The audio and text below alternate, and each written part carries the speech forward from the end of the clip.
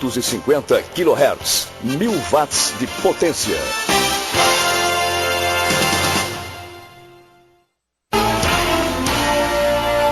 Chegou a hora de você ficar bem informado. As principais notícias de nossa cidade. Programa Viva São Carlos.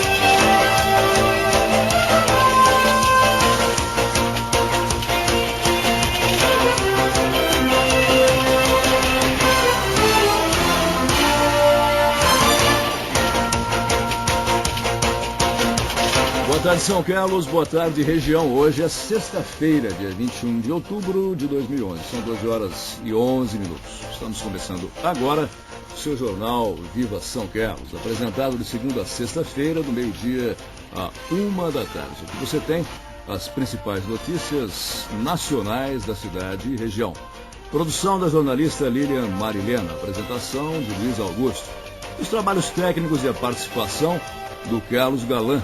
Aqui você fica informado com rapidez, clareza e imparcialidade. Está no ar o seu jornal Viva São Carlos. Viva São Carlos, noticiário local.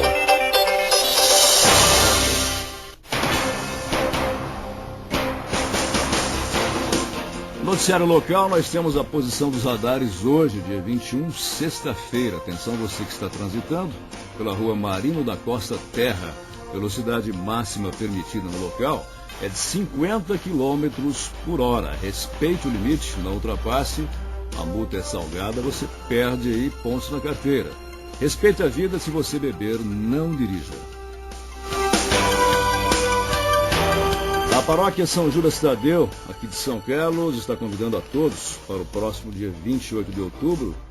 Ela está celebrando o dia do seu padroeiro, São Judas Tadeu. Dia 22, portanto, sábado, agora, amanhã, a partir das 8h30 da noite, haverá quermesse com Noite da Panqueca e o show com a dupla João Carlos e Bruno.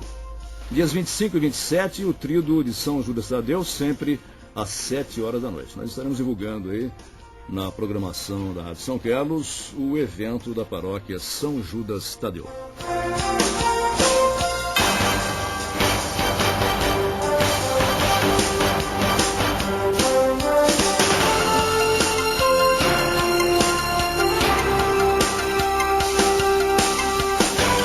Doze horas e 15 minutos. O jornal Viva São Carlos recebe hoje o Dante Peixoto. Ele é engenheiro ambiental e é mestrando pela Universidade de São Paulo, aqui em São Carlos. O Dante está aqui presente.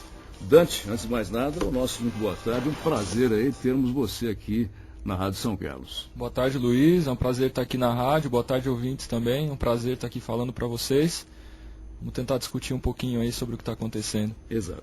O Dante, ele é engajado politicamente, especialmente no movimento 15.O. Foi inaugurado dia 15 de outubro. 15 de outubro. Então o Dante vai falar um pouquinho com a gente sobre esse movimento e os outros que estão acontecendo hoje pelo mundo. Dante, o movimento 15.O, que foi inaugurado em São Carlos, qual que é a linha do movimento? Ele está seguindo esses movimentos sociais que estão acontecendo no mundo inteiro, atualmente, como na Espanha, nos Estados Unidos, na Grécia, na Itália, até em Israel houve a questão de inflação, sim. Entre outros países aí. Conta pra gente como é que está como foi esse processo que eclodiu, né, no que deu aí desses vários movimentos sociais. Bom, o 15O, né, que é como a gente se refere, a gente bota esse ponto aí para dar uma diferenciada. O 15O é um movimento internacional que nasceu, na verdade, de um chamado da juventude, né, dos indignados espanhóis, que no dia 15 de março foram e ocuparam as praças do país, né, por democracia real já. E desde então eles vêm fazendo uma série de movimentações no sentido de uma ampliação democrática lá no país, porque eles têm sofrido muito com os efeitos da crise econômica. Né, corte de salários, cortes nas aposentadorias, retirada de direitos. Então são coisas que têm afetado diretamente as pessoas e isso tem vindo do Congresso, que na verdade deveria supostamente defender os interesses da população. Esse movimento então ele se expandiu e ele vem numa onda democrática que vem varrendo o mundo, né, com a derrubada dos ditadores nas revoluções árabes, esses movimentos na Espanha, também tivemos movimentos parecidos na Grécia. Recentemente também eclodiu o movimento por uma questão democrática, que é a educação pública no Chile. Tem eclodido agora esse movimento da ocupação de Wall Street, né, que também é um movimento que vem no sentido de tentar pautar uma democracia que realmente atenda e seja realmente o poder do povo, né? Acho que esse é o espírito do 15O e esse foi o espírito que a gente usou para poder balizar e fazer o movimento aqui no Brasil e em São Carlos também. A gente estava batendo um papo em off, antes do nosso bate-papo aqui para a população toda que está nos ouvindo, sobre a questão da particularidade desses países aí. Quer dizer, o que acontece na Espanha, nos Estados Unidos, na Grécia, são condições diferentes para esses movimentos. Eles obedecem a certas particularidades de cada país, especialmente tomando como referência a primavera, que eles estão chamando de primavera árabe. Aí. Sim, sim. A questão toda é que nós passamos por um momento que eu acho que não dá para falar que o que a gente vive hoje a gente consegue ter uma comparação com o que a gente vivia há 2 anos ou 3 anos atrás. A gente passa por um momento em que a conjuntura do processo histórico está muito acelerada. E está muito acelerada, sobretudo, pelo que aconteceu no final de 2008, 2009, que foi a crise econômica mundial. Sim. É uma crise econômica que ela tem efeitos que ainda são sentidos e que tendem a continuar varrendo o mundo ainda por algum tempo. Então, existe um momento em que o excedente econômico ele não é mais uma coisa que cresce a todo momento. Existe uma disputa por excedente e isso tem afetado os países centrais, né, da Europa, os países centrais do sistema econômico vigente. Então os Estados Unidos passa por um momento difícil também, e isso é sentido por essas pessoas lá com muito mais força. Então existe uma questão que é muito clara, os países estão cortando o direito do povo para poder conseguir perpetuar o sistema econômico vigente. E isso faz com que a democracia seja questionada com muito mais força nesses países. Ao passo que no Brasil a gente não vive uma correlação idêntica. Não é possível transplantar essa mesma situação de maneira mecânica para cá. O Brasil passa por um momento econômico que, inclusive, eu acho que tem a ver com o fato de... estabilidade aqui, né? Existe uma certa estabilidade aqui que eu acho que, inclusive, tem a ver com o fato da baixa dos outros países. Né? Essa baixa nos outros países acaba, de uma certa maneira, grosso modo dizendo, né, ela acabou estabilizando o Brasil. O Brasil faz muito comércio com a China, né, faz muito comércio com os países tipo a Rússia, a Índia, e isso tem feito com que o país viva uma certa estabilidade econômica. Mas ainda assim, aqui no Brasil, nós temos algumas questões... Arranha, né? Chega a arranhar. Sim, sim. Nós temos algumas questões que já demonstram uma certa influência dessa crise econômica no país. Por exemplo, o governo federal, logo no início do ano, cortou 50 bilhões de reais do orçamento nacional, sobretudo nas áreas sociais. Isso eu acho que já é uma demonstração clara de que eles sabem que existe uma possibilidade de que essa crise venha a começar a respingar no país e que existe uma necessidade de começar um contingenciamento de gasto, um contingenciamento das coisas. Quando a crise, a área social, a primeira sim. Isso tem sido a regra, né, ao longo dos anos. Isso foi assim na Argentina, quando teve uma crise econômica forte. Foi assim aqui no Brasil mesmo, quando teve uma crise econômica forte. Tem sido assim na Grécia, tem sido assim na Espanha. A diferença é que agora nós temos um momento de conjuntura acelerada e nós temos um momento em que existe esse movimento dos indignados, né, que tem varrido o mundo todo, em que as pessoas olham para o contexto político e dizem, olha, nós não vamos mais ficar quietos. Ao longo de muito tempo, a saída que foi apontada para as pessoas sempre foi uma saída individual, uma saída de ficar em casa, de votar a cada 4 anos, ou nem isso, né, mas de ficar em casa, de obedecer o sistema que está vigente. Hoje em dia as pessoas acho que têm um sentimento, sobretudo nesses países onde as coisas estão mais avançadas, na Espanha, no mundo árabe, em que as pessoas se sentem mais confortáveis em ir na rua, em estar discutindo com outras pessoas e estar tomando para si os rumos políticos, e isso tem feito com que a saída para as coisas não seja mais individual, seja uma saída coletiva. Né? Existe uma cultura política da saída coletiva que está colocada hoje em dia na conjuntura, e isso faz toda a diferença. Né, para enfrentar essa crise. Hoje em dia as pessoas não vão conseguir enfrentar mais essa crise, os governos, os empresários não vão conseguir mais enfrentar essa crise se eles não conseguirem lidar com essa situação. E nós aqui no Brasil nós estamos afetados não só por essa questão de corte de gasto que já foi feito aí, mas nós temos algumas questões de ampliação democrática que são extremamente necessárias para o nosso país. Que precisam ser adotadas e que a gente precisa pautar. Por isso que nós estamos indo para a rua e nós estamos tentando fazer um debate aberto, um debate franco, entre todo mundo que estiver disposto, todo mundo que estiver indignado, todo mundo que estiver com vontade de discutir, que estiver com vontade de propor coisas, de colocar coisas, porque nós precisamos criar uma cultura política das ruas aqui no país também, para poder seguir essa onda democrática que vem varrendo o mundo, e também para poder dar vazão para aquilo que a gente tem guardado dentro da gente há anos. Né? A saída individual para as coisas ela tem um limite, nós estamos nesse limite já. A gente precisa, por exemplo, ver o que a gente pode fazer coletivamente. Dante, o movimento em si foi um movimento espontâneo, está nascendo espontaneamente das massas. segundo, pelo menos, a Naomi Klein, que foi uma dessas ativistas políticas, ainda na época da globalização, ela fala muito sobre a espontaneidade do movimento. E, no fim, ela faz uma aposta, né, de que esses movimentos eles tendem a ganhar força, mesmo porque o movimento da qual ela participou foi ofuscado por 11 de setembro, a queda das Torres Gêmeas e tal. O que você, sua visão sobre isso e da Naomi Klein? Mais ou menos é isso que acontece? Olha, a espontaneidade, na verdade, que ela diz, eu não tendo a concordar muito com a espontaneidade do movimento no sentido das pessoas, de repente, saírem para as ruas por livre e espontânea vontade. Tem que ter uma organização. Eu acho que é necessária uma organização. E nós estamos nos organizando. Agora, acho que a forma de organização desse movimento, ele também dita o conteúdo político que ele vai fazer. E a questão da internet, do Facebook? Isso tem sido fundamental, por exemplo. É uma forma de organização das coisas que tem possibilitado a gente chegar em lugares onde nunca se conseguiu chegar com nenhum movimento. Né? Então você coloca um evento, por exemplo, no Facebook, ou você coloca um evento na internet, espalha isso por e-mail, e você tem resposta, você tem uma capilaridade que antes para se atingir sem a internet era impossível. Ou muito difícil. Você precisava ter muita gente panfletando, indo para os bairros, conversando com pessoas no calçadão, etc., que hoje em dia você consegue não substituir totalmente, mas você consegue atingir espaços que eram muito mais difíceis de ser atingidos antigamente. Agora, uma organização, ela é extremamente necessária, e nós estamos tentando nos organizar. Né? Então, essas assembleias populares que a gente, a partir do dia 15 de outubro, a gente fez uma assembleia popular e a gente já decidiu que a gente vai fazer uma nova assembleia na Praça Coronel Salles no dia 29.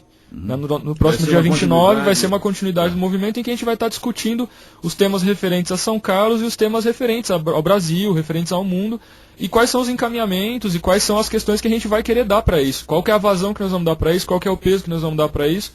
E não só de fazer protesto, de sair para a rua, isso é fundamental, mas também de fazer um trabalho de sociabilização entre as pessoas, fazer um trabalho de um movimento cultural. Então nós vamos tentar, por exemplo, fazer sessões de cinema pública, fazer sessões de debate público, tentar trazer professores da universidade para dar aulas públicas sobre temas latentes da conjuntura nacional. Você pega, por exemplo, hoje em dia no Brasil, nós estamos na iminência da aprovação de um novo Código Florestal. Isso. Né? O novo Código Florestal está sendo muito discutido. Acho que é bom, sim. Eu tenho uma visão particular bastante crítica. Né? Sou engenheiro ambiental, tenho uma visão bastante crítica sobre o código. Acho que o código antigo ele tinha uma visão na positiva, no sentido da preservação ambiental, no sentido de um equilíbrio entre o desenvolvimento humano e o equilíbrio com o meio ambiente. Acho que existia essa visão na positiva, foi feito por uma comissão de especialistas, né, foi feito num contexto político de ascenso da luta ambientalista, e esse código agora está sendo uma negociata parlamentar. Essa que é bem a verdade, uma negociata parlamentar conduzida pela bancada ruralista. Né, e isso, inclusive, serve para a gente como uma das questões para a gente discutir a democracia real no Brasil, como que ela está, como que ela precisa ser, porque existia uma pesquisa da Datafolha que foi encomendada por uma série de ONGs, movimentos sociais, que apontou que 88% da população brasileira é contra a alteração do Código Florestal nos marcos em que ela está proposta. Só que, na verdade, são 80%. 80% da população brasileira é contra. Só que 88% dos deputados que estavam ali no momento da votação votaram a favor. Quer dizer, você tem uma inversão completa do que está colocado entre o que a população anseia e o que esses deputados têm decidido. E isso precisa ser pautado, nós precisamos discutir então, isso. Então não tem ouvido a população, é isso? É evidente que não, evidente que não. Isso são questões que a gente está pautando. Essa é uma das principais pautas do movimento 15 de outubro. Outra coisa que a gente já tem pautado, que a gente já tem um acordo, pelo menos dessa primeira assembleia que a gente fez. A educação brasileira passa por um momento de dificuldade. Na verdade, já há muito tempo vem se arrastando uma crítica de que a educação não vai bem, que os professores ganham mal, que as escolas não têm estrutura. E isso, com certeza, passa pelo financiamento. Passa por ter dinheiro para as escolas. E o movimento ele tem uma sensibilidade de ter enxergado. O movimento ele está pegando vários temas para serem discutidos. Sim. Todos os temas que interessam a sociedade. Que interessam a sociedade, que possam fazer a democracia avançar, são movimentos do democracia real já, que conseguem estar abarcados por essa questão da democracia real. Porque construir democracia real não pode ser abstrato, nós temos que dar concretude para isso.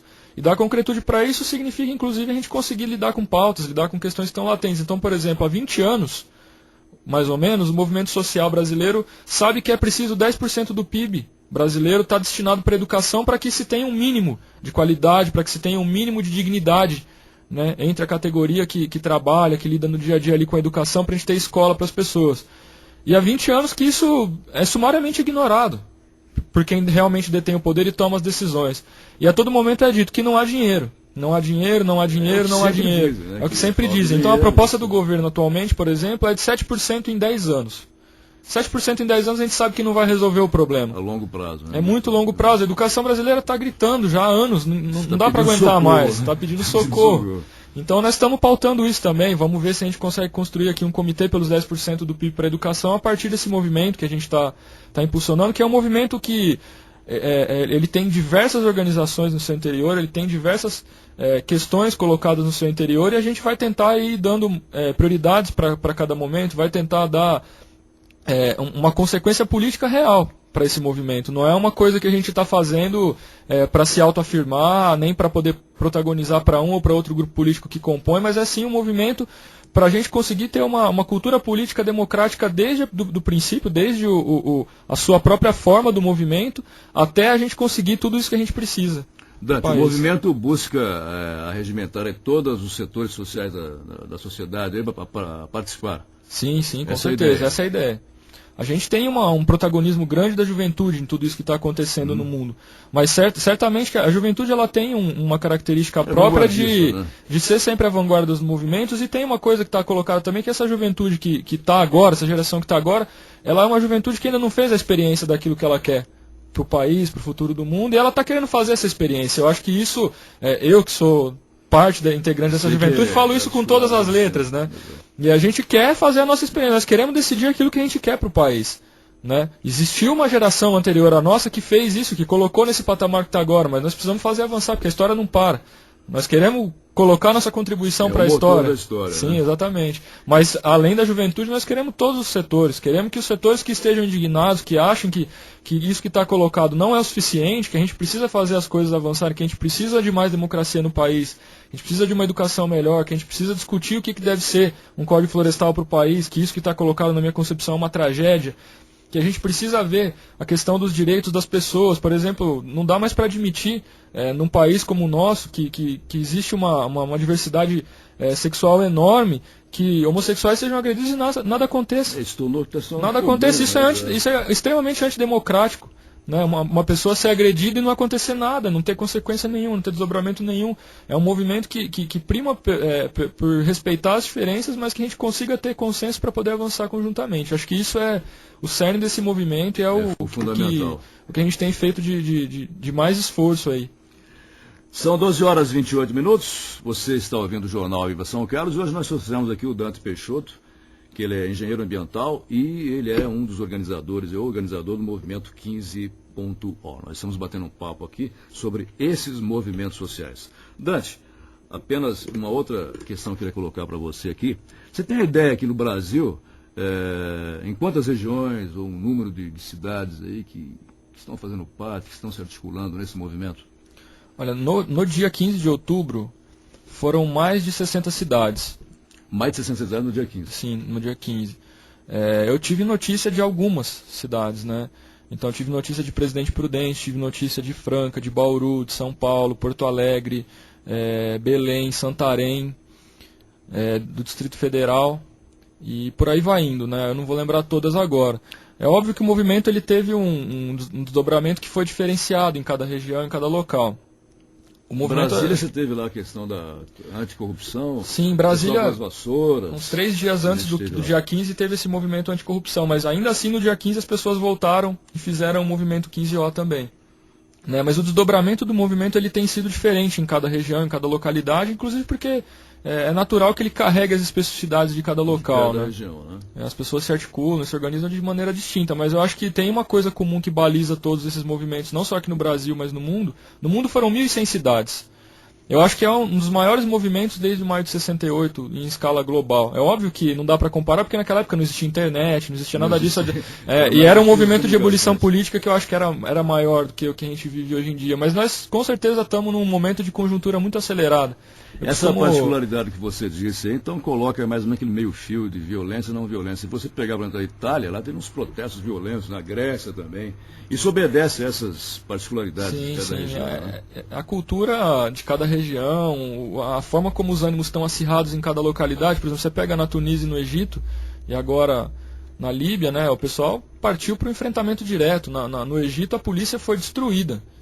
antes do ditador ser derrubado, porque existia um nível de tensionamento ali que era completamente distinto do nível de tensionamento que nós temos aqui no Brasil, por exemplo. Nós não estamos nessa situação. Na Itália existe uma questão lá que existe um governo de extrema direita colocado contra o povo que a todo momento tem oprimido a população, tem feito fortes repressões, e isso estimula o conflito, né, acirra os ânimos. E existe uma tradição, o povo italiano tem o sangue quente, né, existe uma tradição de rua, de enfrentamento. As pessoas não iam deixar barato, com toda certeza, o menor resquício. Qualquer fagulha ali seria uma coisa que faria com que se desdobrasse para isso. Mas eu acho que não se pode pautar por ter existido violência ou não ter existido violência. Nós temos que analisar isso, porque esse movimento e esse momento histórico que a gente vive coloca a sociedade num outro patamar. Com certeza o momento histórico que a gente vive hoje não é o mesmo momento histórico que a gente vivia há 2 anos atrás, antes dessa crise. Okay. E isso precisa ser muito bem visto. A gente não pode fazer uma análise mecânica ou ficar fazendo aqui que nem o Nostradamus fazia, né, previsões futurísticas, tendo sido visionário. Mas a gente tem uma certeza de que as coisas não estão mais iguais antigamente. Isso é uma certeza e nós precisamos agir nesse momento também. E é esse que é o espírito desse movimento, né? De agir, de discutir, de tentar pautar e de tentar analisar a realidade. A realidade é muito rica, né? A gente costuma conversar entre a gente, o pessoal que compõe o movimento aí, de que analisar a realidade é difícil, porque analisar a realidade não é analisar uma foto. É como analisar um filme em movimento, né? Você tem o filme acontecendo aqui agora e você está analisando ele a todo momento e você precisa dar uma resposta, porque você intervém nele também, né? E é essa que é a nossa ideia. Nós estamos tentando analisar esse filme e é um momento em que o rio da história estava num momento que ele estava largo. Então a água corria devagar, tudo era muito devagar, tudo muito vagaroso. Teve esse negócio do 11 de setembro que acho que colaborou para jogar mais peso nessa largura do rio aí, né? Então a história estava correndo devagar. E hoje em dia o rio afunilou, as coisas estão andando mais rápido. A água, quando se afunila, ela anda mais rápido. Passa o mesmo tanto de água, e aí aparece um gargalo histórico. Esse que é o momento que a gente está vivendo, né? Nós estamos num funil da história que pode chegar em muitos lugares, mas o que vai definir onde ele vai chegar certamente é o que a gente vai fazer agora. Ok. Tá aí o Dante Peixoto. Dante, apenas para a gente encerrar o nosso papo aqui, o movimento continua, você que é bastante engajado aí, creio que está trabalhando bastante para que ele continue exigindo as coisas aí dos representantes que a gente coloca lá no parlamento. Com certeza, e isso é uma coisa que é um recado até que a gente brinca, né? Que a gente brinca não, tem uma seriedade nisso, né? É um recado que a gente deu que a partir de agora a gente tem uma vigília permanente aqui em São Carlos, no Brasil e no mundo, de que as pessoas estão indo para as ruas e estão se articulando, estão se conversando, e que a gente vai querer cada ponto desse daí, no mínimo a gente quer uma explicação de por que isso daí não está acontecendo. Quer dizer, por que o Brasil até hoje não auditou a dívida pública? 45% do orçamento brasileiro vai para pagar juros da dívida pública. 45% do orçamento, a educação não chega a 3% do orçamento brasileiro, enquanto a dívida pública, 45% vai para pagar ela. E a Constituição Federal em 88, quando foi aprovada, dizia que 2 anos depois precisava ter uma auditoria dessa dívida. O Equador fez a auditoria e constatou que a enorme parte dessa dívida já tinha sido paga. Quer dizer, nós estamos gastando dinheiro que a gente não sabe se devia estar sendo gasto. Nós precisamos auditar essa dívida. Por exemplo, por que isso não é feito no Brasil? Por que a educação não tem 10% do PIB? Por que o Código Florestal está indo para esse caminho que está indo? Então essas coisas nós não vamos deixar passar mais. O movimento está se organizando, nós vamos ter essa nova reunião no dia 29 e a gente convida todo mundo, todos os ouvintes que estão aqui ouvindo a Rádio São Carlos. Nós queremos pessoas para estar na Praça Coronel Salles, a Praça dos Pombos, né? Para quem é mais são carlense aí, né? A Praça dos Pombos, ali do lado da Câmara dos Vereadores, nós vamos estar lá para fazer uma discussão. E é importante deixar claro que é o seguinte: lá todo mundo tem a palavra, todo mundo tem voz, todo mundo tem vez, e a gente vai construir um movimento junto. Não tem nada além disso, né? Eu acho que tem que cobrar mesmo. Né? Nós estamos aí para ser... responder as coisas que a Exatamente, nós estamos na sombra desses políticos aí, nós não vamos deixar a coisa degringolar para o lado das decisões minoritárias mais. Nós somos 99% do mundo. E tem 1% que está decidindo por nós. E nós precisamos dar um jeito de inverter isso aí. Dividir isso aí. No mínimo dividir, mas precisamos inverter isso aí. Inverter o quadro que é bastante desproporcional, né? Tá certo. No mais, eu agradeço muito aí a participação aqui no programa. Não é fácil ter espaço para a gente discutir as coisas nesse nível, né? E me coloco à disposição aí para estar aqui na rádio quando for chamado, quando for preciso. Sim, sempre quando quiser, a gente vai estar aqui. A gente tem muitas coisas para discutir. Nós vamos ter Copa do Mundo no Brasil.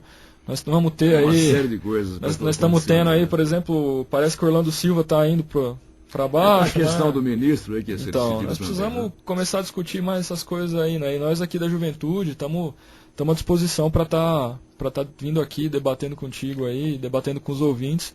E estamos aí também para ouvir crítica, ouvir sugestão, ouvir tudo isso aí e convidar as pessoas mais uma vez para o dia 29 na praça, às 3 horas da tarde. Ok.